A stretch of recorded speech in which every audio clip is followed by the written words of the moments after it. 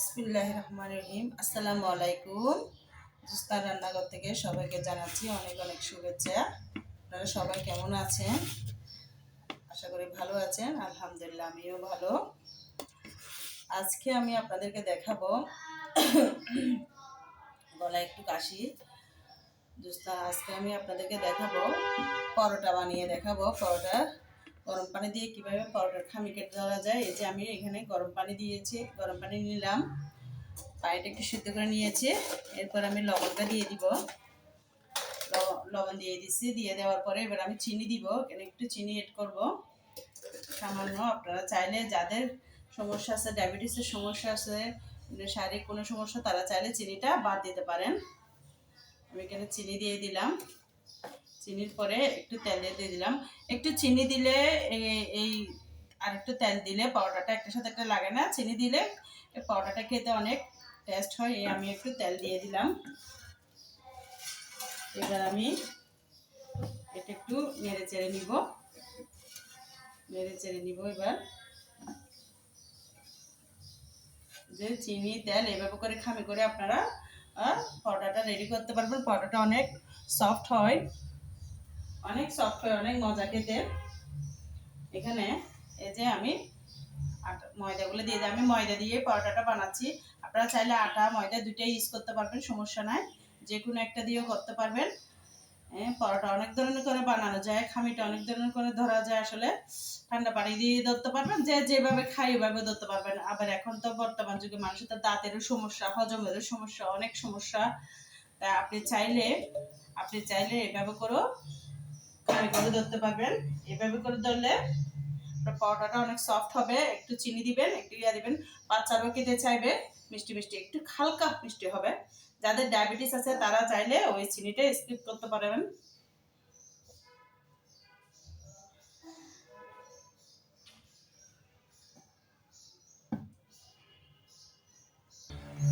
এই তো আমার পরোটার ইয়েটা হয়ে গেল। এই যে এইভাবে করে ধরছি। এরপর একটু সামান্য, বেশি গরম তো, গরম যে আমি করতে পারতেছি না। একটু সামান্য হলে আমি এটা মুথে নিব।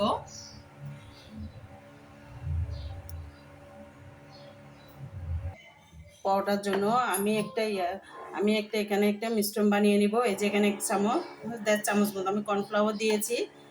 হ্যাঁ, একটু ময়দা দিয়ে দিব, 2 চামচ। ময়দা দেওয়ার পর এখানে একটু আমি চিনি ব্লেন্ড করে নিয়েছি, চিনিটা আমি দিয়ে দিব। কারণ এই পরোটাটা খেতে অনেক মজা হবে, অনেক ক্রিস্পি হবে। এটা পরোটা বানানোর সময় এটা দিয়ে আমি আপনাদেরকে দেখিয়ে দিব। এই যে আমি মিক্স করে নিয়েছিলাম কর্নফ্লাওয়ার, ময়দা আর চিনি একসাথে মিক্স করে নিয়েছি। যে একসাথে মিক্স করে নিয়ে আমি এখানে তেল অ্যাড করে দিব।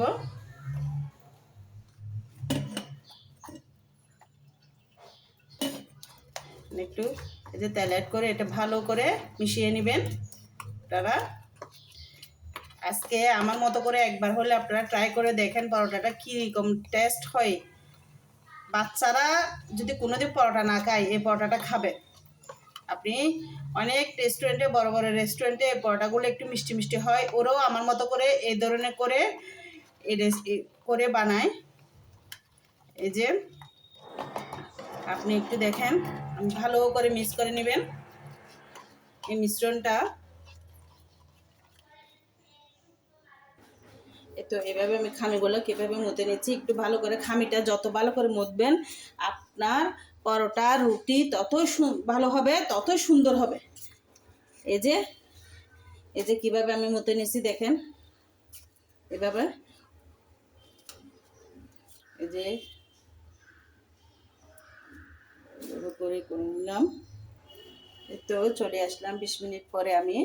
20 মিনিট পর আমি খামিগুলো এভাবে করে আবার একটু মুথে নিলাম। মুথে নিয়ে এটা আমি লম্বা করে ফেললাম। এই যে লম্বা করে নিয়ে আমি এবার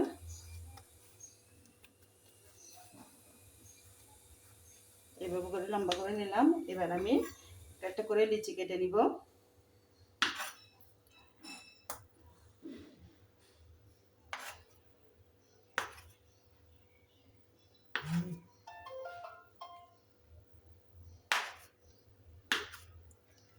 যে ছুরি দিয়ে আমি এভাবে করে লিচিটা কেটে নিচ্ছি। যে ছুরি দিয়ে আমি সবগুলো এভাবে করে লিচিগুলো কেটে নিচ্ছি। তো সবগুলা লিচি আমার লিচি কেটে নিয়েছি। আমার এখানে প্রায় 51টা হয়েছে, 51টা লিচি হয়েছে। আমি এগুলো এখন সব পরোটা বানিয়ে ফ্রিজে সংরক্ষণ করব। এভাবে করে ফ্রিজে আপনারা ডিপ ফ্রিজে একদম 2 মাস 3 মাস 4 মাস 6 মাস আপনি সংরক্ষণ করতে পারবেন। আবার নর্মাল ফ্রিজেও আপনি 1 মাস মতো করে সংরক্ষণ করতে পারবেন একটু ছেঁকে নিলে। এভাবে করে আমার এখানে 51টা হয়েছে। এই তো আমি ছোট ছোট করে একটু বেলে নিলাম। বেলে নিয়ে আমি এভাবে করে মিশ্রণগুলো দিয়ে দিলাম। একটা মিশ্রণ আপনাকে বানিয়ে দেখাইছিলাম, ওই কর্নফ্লাওয়ার, ওইটা এভাবে করে আমি এখানে লাগিয়ে দিলাম। এভাবে সবগুলোতে লাগিয়ে দিচ্ছি আমি। লাগিয়ে দেওয়ার পরে আমি একটু একটু এখানে উপরে ময়দা করে দিব, অ্যাড করে দিব। এভাবে করে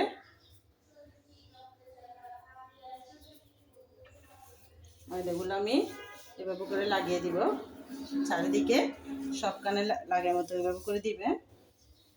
এই যে এবার আপনি পাঁচটা এবার দিয়ে দেন, অসুবিধা নেই, আপনার মতো করে, সমস্যা নেই। এভাবে করে আপনি বাসটা করে নেন। এই যে আমি সবগুলো পরোটা এভাবে করে বাস করে